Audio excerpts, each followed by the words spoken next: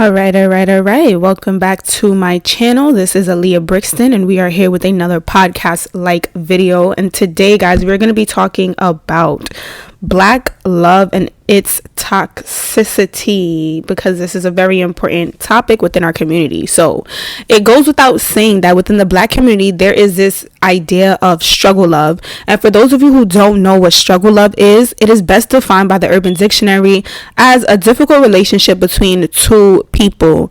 Now, I know I said two people, but y'all, sometimes these situationships be two or more people.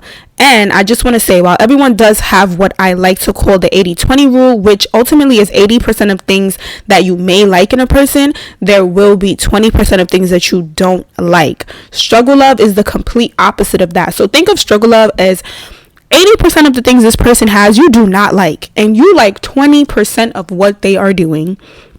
So ultimately, it focuses more on the negative aspects of the relationship and all the hardships we believe we have to deal with in order to have a successfully long-lasting relationship. And now this is something that we see heavily in minority communities, where people often tend to stay with their partners who are clearly unable to provide a healthy relationship dynamic, all in the name of love. And y'all, there's 3 points I want to focus on throughout this video in order to understand why we endure this kind of pain. So for starters, I want to say that if for those of you who don't know what a toxic relationship is best defined as, according to Sylvia Saxon, a professional therapist, a toxic relationship is best defined as involving a pattern of negativity where at least one partner causes harm in some way, whether purposeful or not. Sometimes that is intentional abuse in a relationship or manipulative behaviors that can leave one partner feeling trapped or burned out on the relationship. It's possible these behaviors were learned in childhood or experienced as an adult, and the expectation of any other behavior has not been established. So with that being said, guys, first things first is I want to focus on the fact of the lack of positive relationships that people often tend to have with their parents. Now, this is important because this ultimately defines how we're going to react when we enter the real world. Now, the relationships that we have with our parents are the first set of relationships that we're going to encounter within our lives. So the most notorious thing we often hear people say when it comes to women is this phrase, daddy issues. And according to the Webster Dictionary, daddy issue refers to women who have psychological challenges resulting from an absent or abnormal relationship with their father, which oftentimes leads to manifesting distrust of sexual desire for men acting as father figures. Now, a lot of you guys are probably going to say we see this a lot with girls who want sugar daddies, or girl who are looking for men that they want everything to be paid for by this guy. However that situation may play out. Now, what I do want to say is that there is a fine line in between what a man should do in a healthy relationship versus someone who has daddy issues. Now, although the line is very fine, let's not get it misconstrued. As a man, your job is to provide and take care of your household. Again, as a man, your job is to provide and to take care of your household. That is the complete opposite of somebody who has daddy issues. It's not the same thing. Now, another term that is used less often is mommy issues, and this also relates back to the psyche of a female who has endured issues with their mothers that then affect their lives in the future. However, this can also relate to men. Now, I know some of you guys may find yourself like, oh my God, this guy literally wants me to be his mother. Yes, that is also a section of mommy issues. Somebody who's very much just looking for a mother figure rather than a wife or a girlfriend or just a woman to take care of needs. Because ladies, just as it is a man's job to provide, it is a woman's, job, depending on the situation that you're in, to make sure that you are nurturing your household and making sure that everyone in your household has the proper love and care and affection that they need, because oftentimes than not, women are the one who are typically more affectionate in these types of situations. However, overall, it has been noted that bad relationships with someone's parents can find themselves causing issues later down the line. So if any of you guys listening into this podcast have had any issues with your parents, I want you guys to take this time to reflect on what are the issues that you've had with your parents that you now see yourself having with your significant other in your current relationship. And those are the very things that are going to relate back to the fact that you may have had these negative issues with your parents. And I never want anybody to feel like they've never encountered any negative issue. I never want anybody to feel like they have to downplay somebody else's, parental situation because, oh, well, your parent provided for you financially. Okay, well, just because my parent provided for me financially doesn't mean that they provided the emotional support that I need. So now this person has this lack of emotional support, and they think that because a person is providing for them financially, that in return means that that person loves them. Do you understand what I'm saying? There's like various ways to understand how the lack of a parental relationship really affects you in your adulthood, and it is going to, alter and change depending on the person at hand. Now, another thing I want to focus on is childhood trauma, guys. Love stems from somewhere. And when we think of love, we think about the feelings that we have for other people. However, the effects that love can cause on an individual is what can cause them to have childhood triggers. Now, there are 3 chemicals that play a role in falling in love, which are noradrenaline, dopamine, and y'all, this is a big word right here for me. Hold on. Phenylephrine. I'm going to put it down so you guys could correct me if I'm wrong. And now each of these allow us to reach a different stage of love with a person, or, just the overall idea of falling in love. Now, as far as the minority community goes, there are some patterns within each of our childhoods, depending on where you were raised, that according to Psychology Today, some of the childhood traumas that play out in our adult relationships are, number 1, fear of abandonment, number 2, not knowing how to repair after a fight, and number 3, constant arguing and or lack of effective communication, and number 4, wanting to fix something and or guilt trip. Now, I know for a fact, ladies and men, if you are listening, one of these 4 things that I just listed is something that you are going through in your current situation.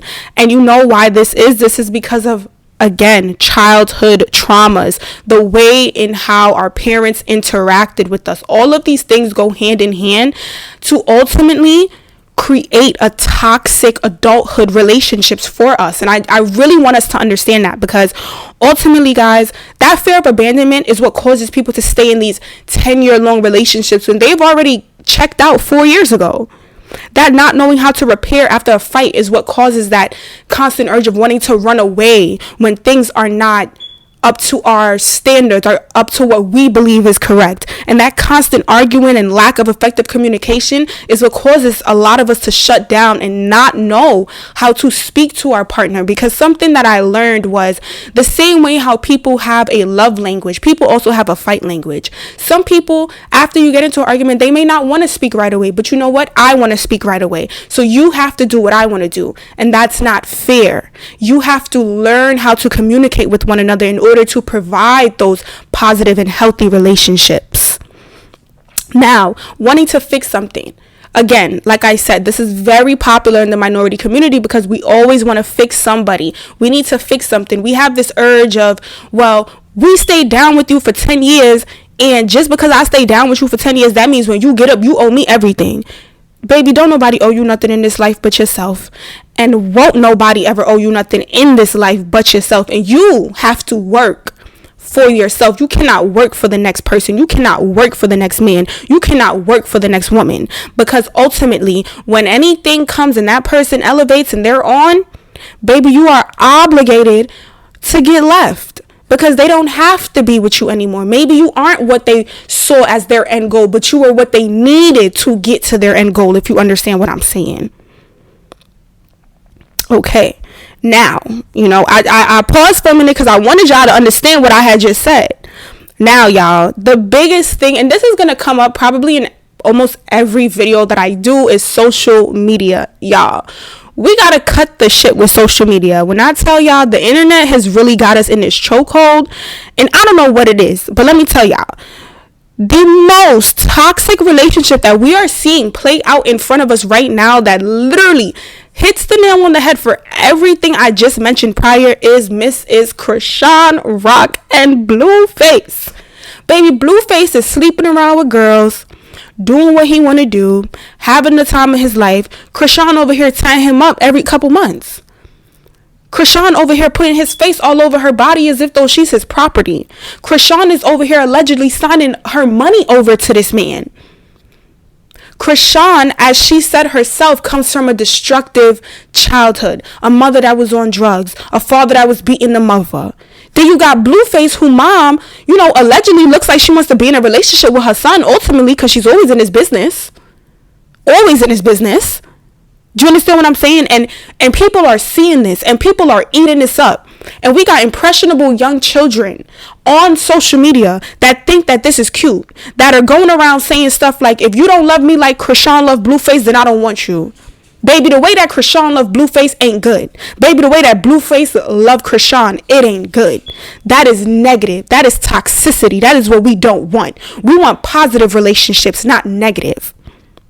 And while we're on this topic, y'all, let's just take a moment to reflect on when Miss Ari Fletcher made her comments about, when she got the whole deal taken away with Herman Savage Fenty, and she made the comments on Angela Yee's podcast, The Lip Service, along the lines of something about, well, you know what? I don't want to misquote what she said, so I'm going to insert the clip right here. Like, home, this, calling my mama, throwing, breaking, fighting, and then like, now you gotta stop me from leaving. But I was never going nowhere. Oh, yep, you talk to me. Pull your gun out and show me, like, leave. I wish you. All right. So Ari says something like this. And again, we have impressionable young women that are looking up to this girl, that are hearing her say these things, that think these things are okay. And guys, it's not okay. Ultimately, this behavior is not okay. We cannot allow and continue to allow this narrative to flow. Now, as I said, social media plays a major role in the way that people view love over the last few years, and with the countless memes and dating videos people have created, and there's this idea on how things should go. In reality, y'all, people move at their own pace. Don't let nobody tell you what you need to do. Don't let nobody tell you what they think you need to do. Understand that you move at your own pace. And your life moves at your own pace. When you're ready to heal, you will heal. But one thing I will say, ladies and men, anybody that's listening in, do not, and I repeat, do not get in relationships if you're not ready for it. Don't put yourselves in situations you are not ready for. You want to be the best version of yourself in order to successfully and, build happily with another person. You can only do that when you are good. All this toxic shit that we seeing online, let's pack it up. Let's throw it out. Let's get at the somebody else, y'all. Let's lose that ASAP. All right. So that's it for this episode, guys. Comment down below if you've ever been in a toxic situation or somebody who has. What was the outcome? Just comment down below your thoughts, and I'm looking forward to reading the comments and seeing what you guys have to say. So I will catch you guys on the next episode. Thank you.